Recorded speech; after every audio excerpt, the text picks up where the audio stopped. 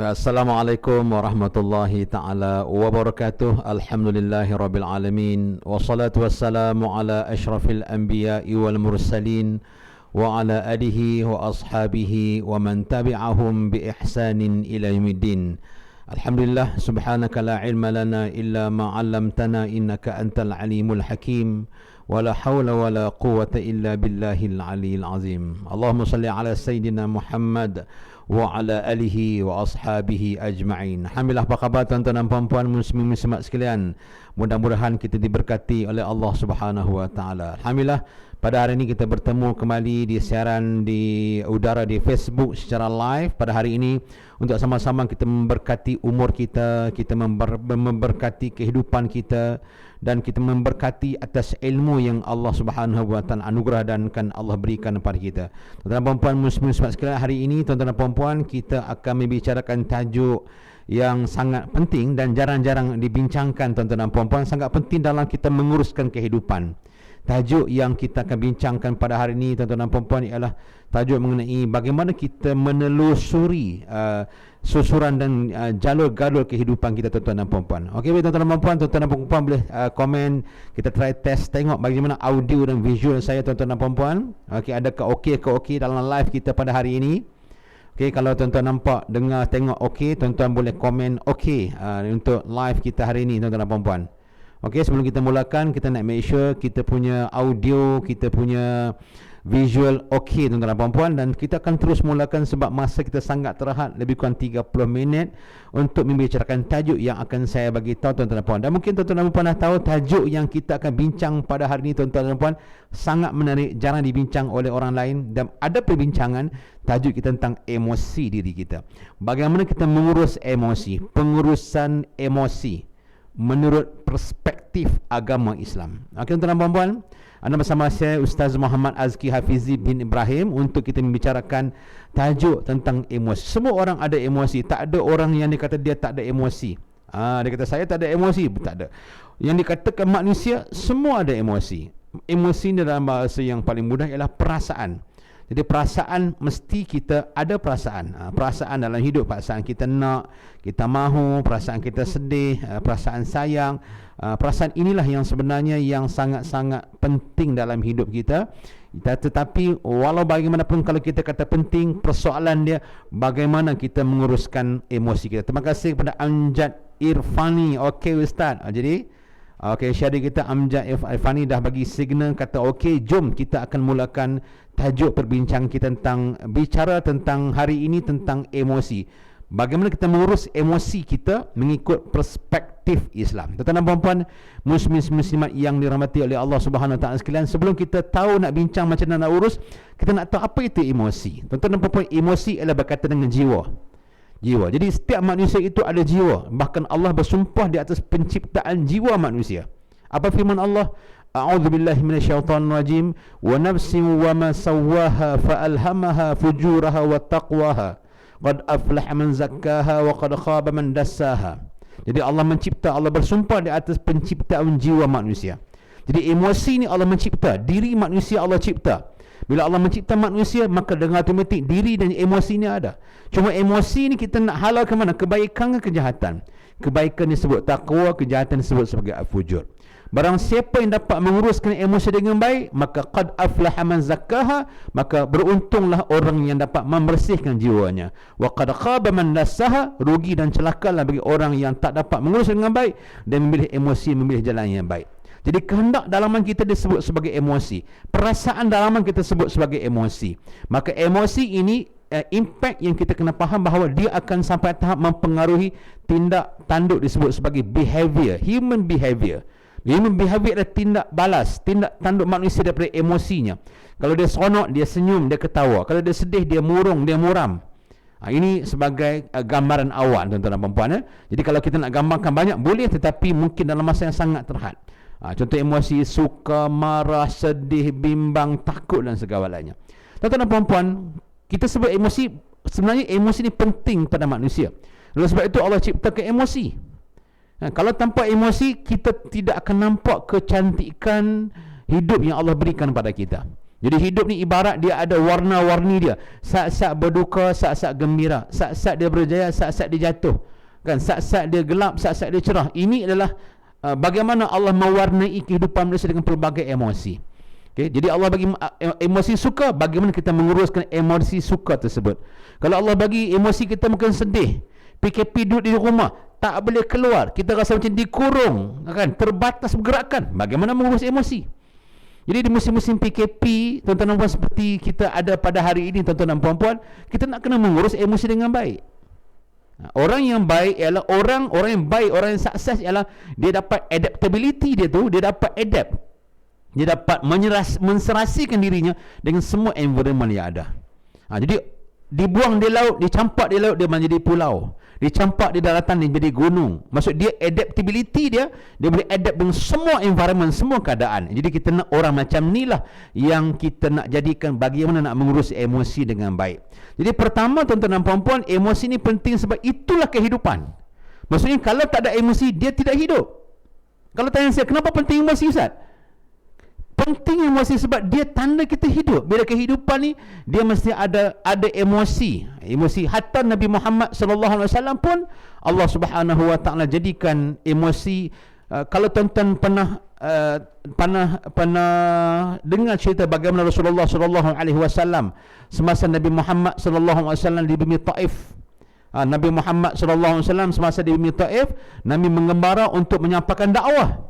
Tiba-tiba dalam perjalanan Nabi menyampaikan dakwah, orang baling batu kepada Nabi Muhammad sampai berdarah habis, luka badan Nabi Muhammad SAW. Nabi sedih tak? Nabi sedih. Maka bila Nabi sedih, Allah menghantar malaikat Jibril kepada alaihi salam kepada Rasulullah SAW. Jibril kata, "Ya Rasulullah, Allah mengutuskan aku untuk memakbulkan doa yang kalau kau nak hempapkan mereka penduduk yang telah memberi impak yang sangat tak sepatutnya pada engkau, aku akan laksanakan segalanya dengan segera." Malaikat Jibril AS ialah malaikat yang ditugaskan oleh Allah untuk menghancurkan umat-umat terdahulu. Jadi kalau malaikat Jibril AS laksanakan, tuan-tuan dan puan, sebagaimana terbaliknya negara ketika mana Nabi Lut AS, bagaimana banjir ketika Nabi Nuh AS, bagaimana terbelahnya laut Nabi Musa AS, itu semua kerja daripada malaikat Jibril AS. Tapi Nabi tidak. Nabi kata apa? Nabi berdoa pada Allah, Allahumma inni ashku ilaika da'fa quwwati wa qilla hilati wa hawani 'ala an-nasi anta rabbul mustad'afina wa anta rabbi ila man takilani ila, sehinggalah hujung doa. Panjang doa ni. Nabi mengadu, ya Allah, kepada kamulah aku mengadu tentang kelemahan diriku, kekuatanku ni lemah.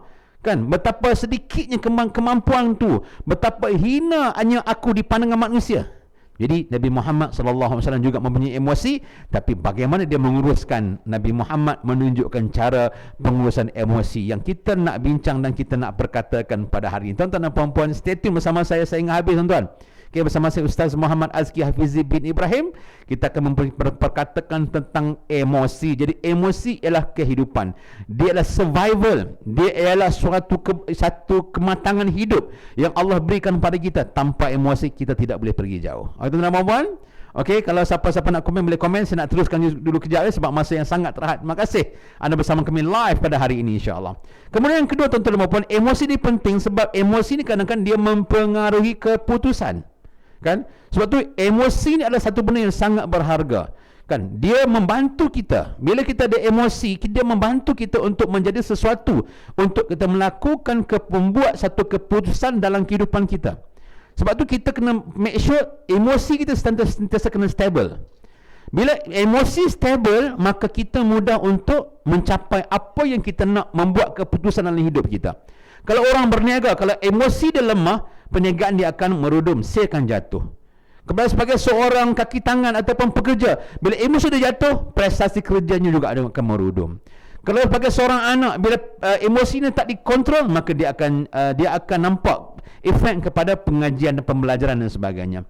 Ibu bapa kalau emosi dia tak boleh kontrol, dia akan marah anak-anak, dia akan tibai anak-anak, dia pukul anak-anak, dia hentam anak-anak. Emosi. Sebab tu emosi ni penting kita mengetahui tentang pengurusan emosi, sebab kita nak tengok bagaimana, apakah keputusan, kekuatan untuk kita melaksanakan sesuatu dalam kehidupan kita. Yang kedua, tuan-tuan, saya laju, tuan-tuan. Okay, tuan-tuan terus tulis, rugi tak tulis. Yang ketiga, tuan-tuan dan puan, kita nak buat jangkaan. Bagaimana kita nak berjangkaan pada diri kita dan jangkaan pada orang lain. Contoh, tuan-tuan, tuan-tuan tengok saya hari ini, saya senyum sambil bercakap. Tuan-tuan akan letakkan, wow, penceramah ni mesti gembira, penceramah ni mesti semangat, penceramah ni mesti ceria. Cuba saya muram, saya kusam, saya monyok, cakap pun tak mau senyum. Kita akan buat satu anggapan, jangkaan mungkin dia ada masalah, dia ada problems, dia sedih, mungkin hilang orang yang dia sayang, muka dia sedih, mungkin dia ada satu tekanan hidup dia. So dengan emosi kita boleh buat jangkaan kepada apa yang ada depan kita. Kalau anda seorang kaunselor, anda lihat klien anda datang, anda boleh buat satu terapi awal. Dia bukan keputusan, tetapi dia buat terapi awal untuk melihat keadaan orang di hadapan. Kalau kita ada anak-anak balik dan keadaan badannya bongkok, mukanya tak senyum, jalannya slow, kan, langkahnya tu tak banyak, kita tahu ada something yang kita nak kena kenal pasti. This is the emotion yang kita kenal pasti dia punya emosi. Untuk meramalkan laku, orang panggil predicting behavior dalam ilmu psikologi dan ilmu counselling. Macam mana kita nak banyakkan? Itu orang lain. Kita juga boleh menjangka diri kita. Bila kita emosi tak stable, bila kita mengetahui tentang emosi, kita boleh tengok tahap kita ketika itu. Oleh sebab itu, bila kita tahu tentang emosi dalam hidup, kita boleh tahu, oh, hari ini saya boleh buat keputusan sebab emosi saya stable. Kalau emosi tak stable, oh, hari ini saya tak boleh buat keputusan. Kalau saya buat keputusan, saya terpengaruh dengan emosi yang tak stable. Nampak, tuan-tuan, kepentingan emosi? Jadi kalau kita tahu kita siapa, bagaimana emosi kita setengah sedih, kan? Kalau sedih ni, ikutlah buat apa ikut, kita melepaskan segala-galanya. Salah. Kalau kita marah, tuan-tuan, kalau kita marah, suami yang tak ada pegangan agama, dia akan terus ceraikan isteri dia. Majikan dia terus akan pecat dia punya anak buah dia, sebab dia tahu dia buat keputusan bukan dalam keadaan dia beremosi yang stable. Okay, tuan-tuan, nampak? Yang ketiga, stay tune with me. Okay, bersama-sama saya Ustaz Azki Hafiz Ibrahim membicarakan tentang emosi. Yang keempat, tuan-tuan dan puan-puan, bagaimana kepentingan emosi ini adalah untuk menentukan boundary setting. Kalau dalam bahasa orang putih, boundary setting. Macam mana kita nak menentukan apakah kebatasan keterhadan ataupun keterhatan ataupun ada batasan-batasan yang kita perlu kita tahu. Emosi ni. Contohnya kita tengok kawan tu dia macam tak stable, kita pergi pejabat tengok bos pun tak stable. Tengok dia emosi tak stable, jangan hantar proposal. Jangan hantar proposal ketika emosi bos kita tak stable. Maksud kita tahu boundary dia punya batasan yang kita kena ada.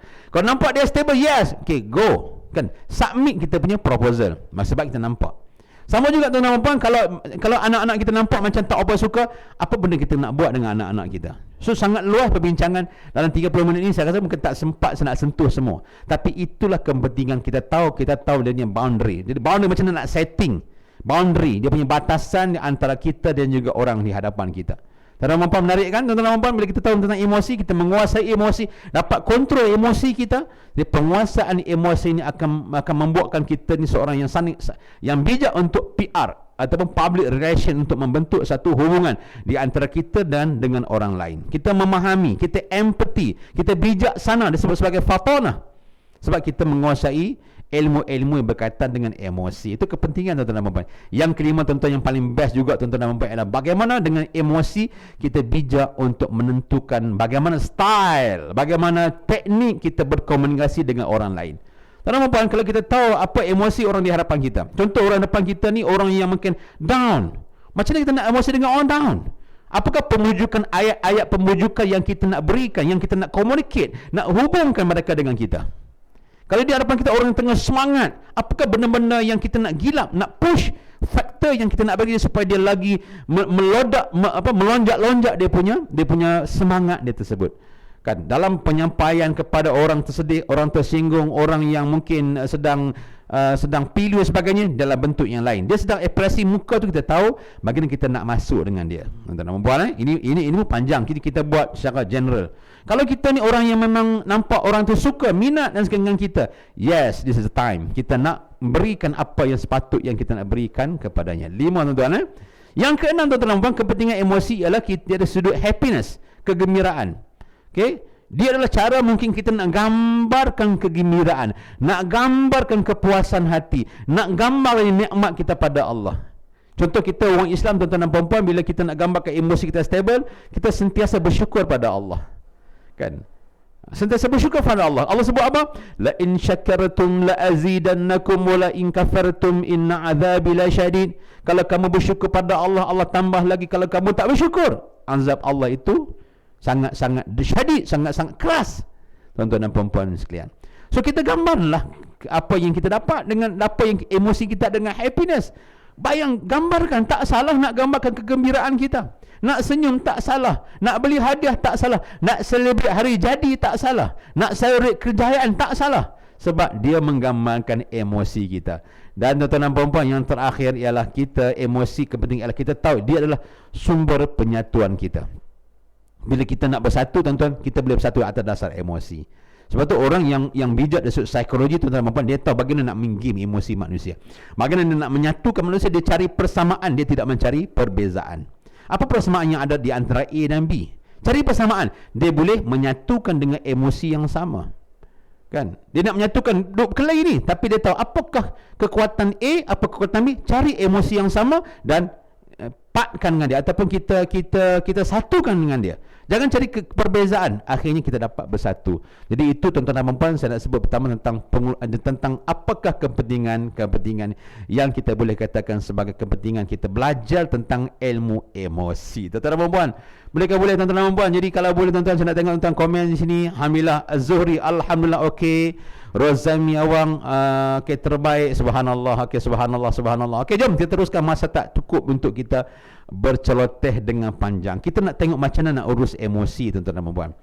Okey, nak urus emosi ni adalah satu skill yang kita kena belajar. Dia tak boleh kata beranak-beranak, ataupun kita jadi bos, ataupun kita jadi majikan, automatik kita bijak mengurus emosi. Boleh jugalah kita belajar, learning process by the experience. Belajar dengan menggunakan kapasiti pengalaman. Tapi walaupun kita belajar dengan pengalaman, whatever sekalipun pengalaman, kita mestilah dasarnya kita ada ilmu. Kena belajar dengan mentor. Jadi mentor kita akan mungkin bimbing kita benda yang kita belajar 10 tahun jadi setahun begitu. Dia mempercepatkan proses pengurusan emosi. Sebab tu manusia semua ada emosi. Tidak ada manusia yang kita boleh nafikan bahawa dia tidak ada emosi, tetapi bagaimana dia mengawal emosi, dia mengawal tindak balasnya, dia mengawal dirinya, psikatarannya untuk berhadapan dengan sesuatu keadaan.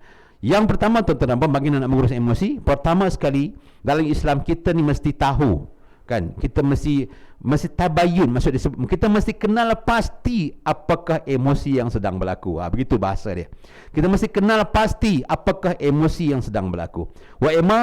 Emosi itu positif ataupun negatif. Tuan-tuan dan puan, jadi emosi ni semua orang ada. Semua ada, tapi kita nak bagi emosi jangan terlampau tasyaddud, jangan terlampau drastik, terlampau kuat, tanpa ta'assub sangat emosi itu. Okey. Kita nak kena bersederhana. Kalau contohnya kita mati, orang disayangi, orang paling kita sayang siapa dalam hidup? Mungkin ibu, mungkin ayah, mungkin anak, mungkin suami, mungkin isteri. Mati, siapa yang tak sedih, tuan-tuan dan puan-puan? Takkan nak kata saya bijak urus emosi, tengok saya tak menangis pun. Tak, itu salah. Kan? Bila kita sedih, yes, this is perasaan emosi. Tetapi janganlah kita emosi sampai kita merang-rang, kita katok-katok badan, kita pukul badan. Ini amalan yang dilarang dalam Islam. Melalut kita bila orang mati. Itu bukan dari Islam. Sederhanakan kesedihan tersebut. Sebab dengan kita tahu dalam hidup kita ada Allah, dia boleh kontrol kita tahap sederhana kesedihan tersebut. Jangan sedih sampai tak semayang. Pasal apa tak semayang? Tengah sedih ni. Kamu tak apalah, mak ayah ada, mak saya mati semalam, tengah sedih. Dia tidak boleh menggunakan alasan sedih untuk tidak mengerjakan semayang. Sebab kita kena kontrol supaya sampai tahap yang neutral ataupun sederhana. Oleh sebab itu kena pasti, tuan-tuan dan puan-puan, pertama sekali, bagaimana bentuk emosi kita. Adakah emosi kita positif atau negatif? Positif, contoh kita kena tekanan kerja. Kalau dia dibagi banyak kerja, kita tahu kerja itu bila ditekan kerja, sebenarnya dia adalah positif. Dia ingin kita menambah ilmu pengetahuan, cara berfikir, cara bertindak, cara mengurus, kan, mengatur strategi. Ia adalah benda positif. Tapi bagaimana kita meletakkan emosi positif dalam hidup kita? Emosi negatif, contohnya kita ni mungkin nafsu dosa ni besar sangat, emosi terhadap dosa tu. Bagaimana nak mengurus emosi yang kita nak kepada benda-benda yang tak dibenarkan oleh Allah Subhanahu wa taala. Yang pertama, tuan-tuan, kita laju tentu. Okey. Yang kedua ialah kita nak kena tengok, nak kena pasti kita punya resource, source, so bukan SOS. So ni punca. Yes, punca. Daripada mana punca kita terganggu? Adakah punca datang pada kita? Adapun punca datang pada environment, ataupun punca datang pada kita punya situasi, kita punya workplace, ataupun pekerjaan, ataupun kita punya orang sekeliling kita, ataupun kita mengalami trauma dari trigger benda-benda lama. So kita kena pasti apakah punca emosi kita yang berlaku, tuan-tuan dan puan-puan. Sebab kita nak mengurus emosi, kita kena tahu bagaimana emosi itu datang. Contoh kita kata, mati orang kita, orang yang sayang. So dia datang daripada side luar. Kan? Tapi jangan salah orang luar. Dalam hidup tuan-tuan dan puan-puan, tuan-tuan kena belajar macam ni. Ada benda yang kita boleh kawal, ada benda yang tak boleh kawal. Saya ulang balik tuan-tuan dan puan-puan. Dalam hidup ada benda yang kita boleh kawal, ada benda yang kita tidak boleh kawal.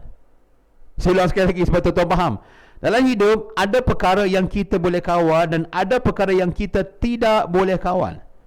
Yang kita boleh kawal adalah tentang attitude, sikap kita. Tuan-tuan, yang tak boleh kawal di luar daripada bidang tersebut. Contoh, tak boleh kawal hujan. Tuan-tuan tak boleh kawal hujan. Contohnya gempa bumi. Tuan-tuan tak boleh kawal gempa bumi. Contohnya ribut. Tuan-tuan tak boleh kawal ribut. Ataupun COVID-19. Tuan-tuan tak boleh kawal COVID-19. Tuan-tuan tak boleh cakap COVID. Kau stop sekejap. Dah ramai kami sampai kena PKP ni. Boleh tak kau stop sekejap? COVID dia tidak boleh kawal sebab dia akan bergerak berjalan. Tapi dalam hidup yang kedua ialah kita kena tahu di samping kita ada luar kawalan yang tak boleh dikawal, ada benda yang kita boleh kawal. Kawal ialah diri kita. Okey, walaupun punca itu datang pada orang luar, tapi kita boleh kawal kita. Orang luar tak boleh kawal. Kita tak boleh paksa orang. Contohnya saya bercakap dengan anda, saya tak boleh paksa anda. Dengar. Oi, dengar. Saya tak boleh paksa anda. Anda tak nak dengar, kau tak nak dengar, it's up to you. Tapi saya boleh menggunakan capacity saya, teknik saya public speaking. How I engage, macam mana saya engage, macam mana saya memainkan peranan dalam live ni, tuan-tuan dan puan-puan. Saya tarik tuan-tuan komen, tuan-tuan dan puan-puan. Itu cara teknik yang saya boleh kontrol saya. So COVID sama juga, COVID tak boleh kontrol, tapi kita boleh kontrol dengan SOP, dengan penjarakan, dengan sanitizer, bersih badan, PKP, BP, D dan sebagainya. Ini apa yang kita boleh kontrol. Jadi kita lihat side, bila nak urus emosi, urus side yang kita boleh kontrol. Contoh bila orang fitnah kita, orang kutuk, orang kata pada kita, kita tak boleh tutup mulut dia. Kita sedih sebab dia kata kat saya. Kita sedih sebab dia kata pada kita. Soalannya, bolehkah kita tutup mulut dia? Bolehkah kita pegang mulut dia? Tak boleh. Siapa nak buat? Kita kontrol emosi yang kita miliki. Mungkin dengan kita tutup saat media sosial, kita tak dengar sekejap. Kadang-kadang sebab dengar ni lah yang menyebabkan kita, psikologi kita ni diranapkan dengan kata-kata orang. Kan tuan-tuan dan puan-puan, ramai orang terpengaruh dengan kata-kata kesat orang lain, sedangkan kata-kata tak betul pun sebenarnya tu kan. Kenapa kita harus dengar cakap-cakap orang, sedangkan kita mempunyai pendirian kita sendiri yang kita boleh tunjuk bukti akan kekuatan kita yang sebenar. So tuan-tuan dan puan-puan, kita kena pasti daripada mana sebenarnya datangnya kita punya emosi ni. Dan ingat saya katakan tuan-tuan dan puan-puan, kita jangan salahkan orang. Bila berlaku emosi tak stable ni, atau sembarang bentuk emosi, kita yang mulakan. Kalau sedih, dia tak akan. Allah sebut apa? Innallaha la yughayyiru ma biqaumin hatta yughayyiru ma bi anfusihim. Allah tidak akan mengubah nasib satu kaum melainkan kaum itu mengubah nasibnya. Tuan-tuan dan puan-puan muslimin muslimat yang dirahmati oleh Allah Subhanahu wa taala sekalian, kita hari ini bersama saya Ustaz Muhammad Azki Hafizi bin Ibrahim. Kita sedang membicarakan tajuk yang best tentang emosi, bagaimana kita memahami emosi diri dan bagaimana kita memahami emosi orang lain. Tuan-tuan dan puan-puan, kalau tuan-tuan sedarlah kita nak memahami, kita perlu juga memahami perbezaan emosi antara lelaki dan perempuan. Ada beza tak? Ada. Sebab tu Allah jadikan perbezaan itu untuk lita'arafu, untuk kita kenal mengenali. Dalam surah An-Nisa, kan, ayat yang pertama, Allah Subhanahu wa taala buat manusia ni untuk kita lita'arafu, untuk berkenal-kenalan. Lelaki, perempuan, emosi ni berbeza dengan lelaki. Oleh sebab tu kita nak kena faham perbezaan. Ni kalau kita perbezaan ni, kalau kita nyatakan dalam rumah tangga, lelaki macam mana, dia punya ego, lelaki tak sama dengan ego perempuan. Jadi bila kita tahu dah perempuan ni, kalau dia bercakap banyak, kita dah tak boleh cakap banyak dah. Kalau suami bercakap banyak, isteri cakap banyak, dua-dua ni bertembung, dia tak nak seorang pun, orang utara panggil beralah, ataupun berbunuh diri, maka akhirnya maka meletuplah keadaan tersebut. Kalau bos dan juga anak buah dia, lihat, selalunya kita kata anak buah lah kena beralah. Kalau dua tak beralah, pum, meletup. Sama juga dengan anak dengan bapa. Kalau ikutnya anak kena beralah, tapi dua pum, meletup. So kita kena tengok tahap perbezaan antara gender, kan, antara umur, kan, antara lelaki, antara perempuan. Jadi dia ada keadaan berbeza. Orang perempuan, kalau kita nak bezakan lelaki, emosi perempuan dia Allah bagi lebih, itu keistimewaan yang ada pada wanita. Sebab tu wanita ini dia nampak lemah tapi sebenarnya dia kuat. Saya sebut dia nampak lemah tapi dia kuat, kekuatan wanita tersebut. Jadi nampak emosi macam tak ada apa-apa, tapi emosi itulah kekuatan yang ada pada wanita. Kan, pujuk rayunya, percakapannya, kan, kemudian pembuktiannya. Berbanding lelaki, dia banyak menggunakan aspek fizikal. Sebab tu bila Allah bagi emosi banyak pada wanita, dan ibu inilah sebenarnya emosi dah diberi peranan oleh ibu, dan ibu ni mesti ada emosi yang sangat tinggi untuk mendidik anak-anak. Dia menggunakan emosi tu untuk mendidik anak-anak. Jadi anak rasa kesian kat mak, anak-anak rasa macam perlu balas buli mak, maka anak-anak dengan ibu dia sangat rapat. Kan, dan lelaki dia berbeza sedikit. Tak semua lelaki begitu. Ada lelaki emosi yang seperti wanita pun ada juga, tapi tak ramai. Kan, saya tak kata transgender ke LGBT, itu cerita lain, bab lain. Saya tak masuk bab tu. Kan, tapi lelaki dia more pada fizikal. Dia more pada melakukan dengan fizikal. Dalam perempuan, ni kita nak bincang panjang, saya buat secara ringkas supaya tuan-tuan faham. Emosi lelaki, emosi perempuan, dia mempengaruhi bagaimana. Tapi soalan ni tuan-tuan, kita masih mencari persamaan, jangan cari perbezaan. Lepas tu kalau cari perbezaan, maka di sudut psikososial, dia ada perbezaan-perbezaan tuan-tuan. Perbezaan di sudut psikososial. Ya, kalau kita nak belajar tentang emosi ni. Tuan-tuan dan puan, maka sebab itu Allah jadikan wanita tak sama dengan lelaki, sebab wanita dia ada kelebihan yang tersendiri untuk mencapai matlamat. Allah Subhanahu menciptakan wanita. So dia ibu, dia mendidik anak-anak, kan? Dan akhirnya tuan-tuan dan puan dalam masa yang sangat teringkat, macam mana kita nak mencapai kesejahteraan? Kan, kita nak mencapai kesejahteraan emosi. Pertama, tuan-tuan sebagai orang Islam, tuan-tuan dan puan nak develop emosi ni agak stable, tuan-tuan dan puan. Benda yang pertama, emosi ni adalah Allah ya Subhanahu wa taala yang membolak-balikkan emosi manusia. Emosi dia duduk dalam jiwa, dalam hati. Sebab tu kita cakap apa? Allahumma ya muqallibal qulub tsabbit qulubana ala dinika wa ala ta'atik. Ya Allah, membolak-balikkan hati. Kau tetapkan hati aku di atas jalanmu. Jadi yang akan membolak-balik hati ni Allah, yang akan main peranan membantu kita ialah Allah.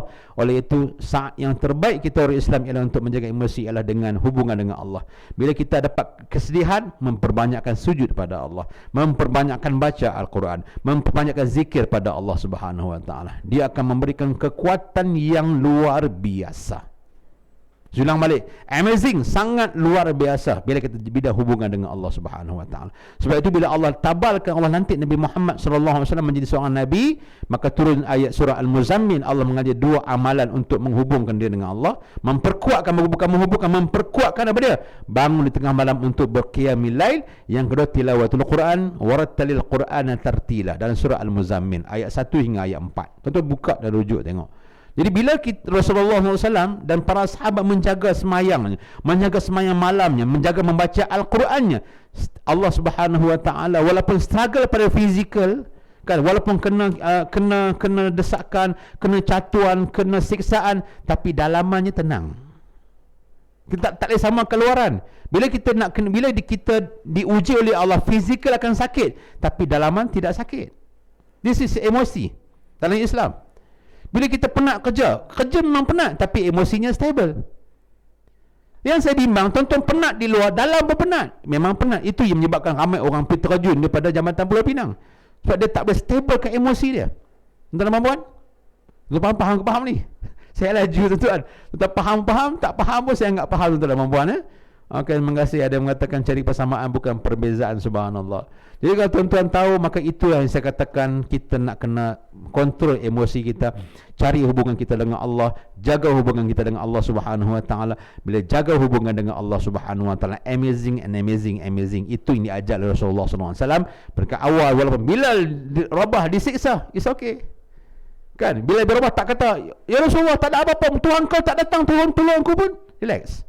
Sebab fizikal ditekan, fizikal letakkan batu besar, tapi dalamnya tenang. Allahu Ahad, Allahu Ahad, Allah tu Maha Esa, Allah Maha Esa. This is emosi. Kan? Jadi sama juga tuan-tuan dan puan dengan apa ujian yang Allah uji kita dalam PKP, tuan-tuan dan puan. Jangan PKP duduk rumah sampai tak sembahyang jemaah. Jangan PKP duduk rumah sampai tak solat. Ataupun masing-masing masih lagi solat dalam bilik masing-masing, tak solat berjemaah dengan anak beranak. Allah bagi peluang dalam PKP. Allahu Akbar. Ada masa baca Quran. Bukan ada masa, kena ada masa baca Quran. Mudah-mudahan tuan-tuan dan puan, apa yang saya sampai pada hari ini dapat sesuatu, tuan-tuan dan puan, insya-Allah diberkati oleh Allah Subhanahu Wa Taala. Mudah-mudahan kita jumpa lagi di masa akan datang, insya-Allah pada minggu hadapan, insya-Allah. Okey, jangan mana-mana. Seperti biasa kita akan muncul tuan-tuan dan puan untuk mengatakan untuk bagaimana kita meningkatkan perasaan dalaman kita menjadi orang yang hebat. Orang yang hebat bukan hebat pada luaran sahaja, how you manage. Bagaimana you manage diri you dalaman you. Bukan takat pakai coat, pakai muffler, pakai spek, sikat rambut, pakai foundation saja. It's not. Ramai orang pada zahirnya kuat tapi dalamnya sudah dimakan anak-anak. Emosi telah dimakan anak-anak. Tuan-tuan puan, keimanan pada Allah merupakan pembentukan emosi yang sangat cemerlang. Maka saya jumpa lagi depan saya Ustaz Muhammad Azki Hafizi bin Ibrahim. Tuan-tuan puan, jumpa lagi. Jangan mana-mana. Pastikan emosi anda stable dan sentiasa stable. Kerana saya tak nak emosi yang tak stable yang akhirnya akan mencetus kehidupan yang huru-hara. Maka saya jumpa lagi. Sekian. Assalamualaikum warahmatullahi taala wabarakatuh.